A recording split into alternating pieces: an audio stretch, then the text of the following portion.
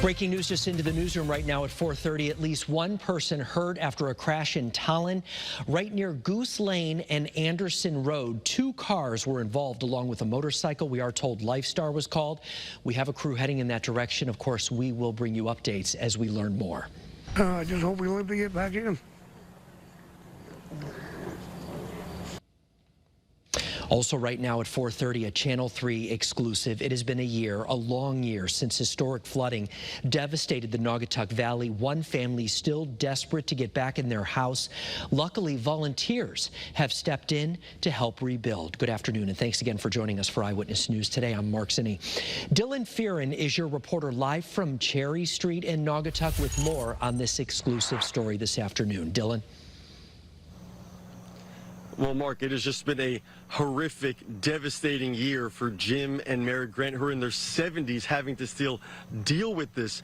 This is their house. Looks great from the outside, improving every day, but still so much work to do on the inside. So because of that, Jim and Mary have been living in their camper here in their driveway.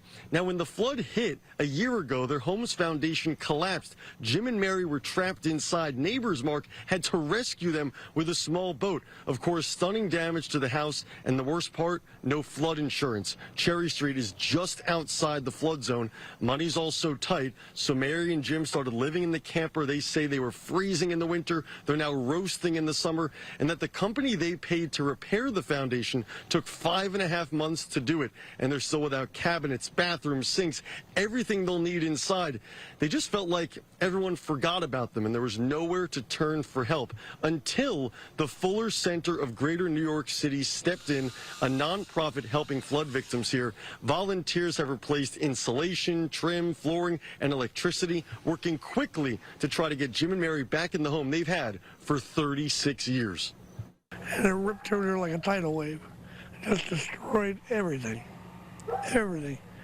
Smashed down doors that were down there, cabinets I had, sinks, washer, dryers, hot water tank, furnace, just blew it all to pieces. This is devastating. Imagine you lose your house tonight and insurance won't pay for where you go tomorrow, and you lose everything and you don't know where you're going.